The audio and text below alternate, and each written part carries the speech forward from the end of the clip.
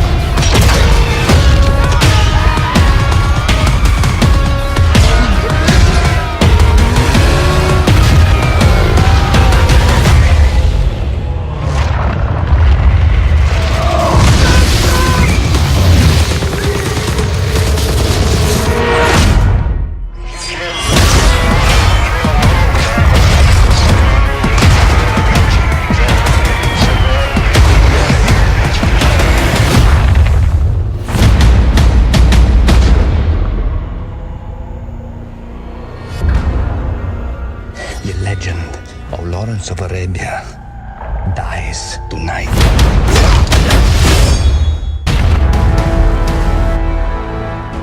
Vehicles in Battlefield has always played a big part. It's part of the all-out warfare and pushing the sandbox experience to the limit. We're extremely proud of them and pushing forward now with the variety, the brutality, the physical vehicles, the presence on the battlefield. Many of the combat vehicles we see in military today got their start during World War I, including fighter aircraft, bombers, armored cars. But arguably, the largest innovation in armored warfare was the tank. They were invented in this time, this place, to serve a special purpose. We want it to be big, physical, brutal beast that essentially dominates the battlefield, and you should be scared of it. In the epicness of these battles, there's a new time that happened with this era. It was the fact that the sky was filled with planes. Everything from fighter planes to twin-seaters to heavy bombers roaming the skies, which was unseen up to that point. Maneuvering these planes was different than modern aircraft. They were quite light but had really powerful engines. So you can feel gravity's pull when you climb and dive. It allows us to really give the players the feeling of being up in the sky and circling around the clouds, and I think it really offers something truly unique. One thing that we're really excited about with Battlefield 1 is the introduction of the tanker and the pilot class. Those classes are unique for when you spawn into a tank or a plane, respectively. And the idea here is that if you're in a tank, you should be playing a character that is specialized to taking care of his tank, to run his tank, to be as efficient as possible with the vehicle you choose. The vehicle experience in Battlefield 1 offers great variety, big improvements in physics, part destruction that offers tactical improvements for the players, and it all combines into the sandbox experience that you can only get in Battlefield 1.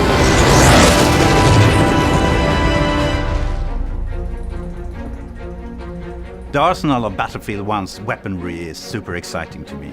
We have been allowed to open up a totally new world. It's not another M16 that we're about to build. Just a huge variety of weapons in this war. I mean, everything from clubs and very medieval, brutal, close-quarter weapons to fast-firing machine guns and submachine guns. These weapons, for their time, were the peak of engineering. We've done extensive research in order to recreate these weapons, both in how they sound, what they feel like, how you handle them, in order to recreate them to perfection. There's several of us here at DICE that have been dreaming about making these games in this setting for over a decade. So in the background, there's been research going on for a long time, I would say. World War I was the birth of a lot of the things that we take for granted in modern warfare. All of these tools were created for a special purpose. Right there, right now, they needed to solve a problem, and they came up with this variety of tools. We're not recreating the past. We're taking that as an inspiration, and then we're trying to take this into a modern perspective. It is a different experience. It's much more up close and personal. Every weapon has its unique character and personality, and it really brings it to the battlefield. It's more amazing than I ever thought it would be. It's really a Battlefield game that I look forward very much myself to play.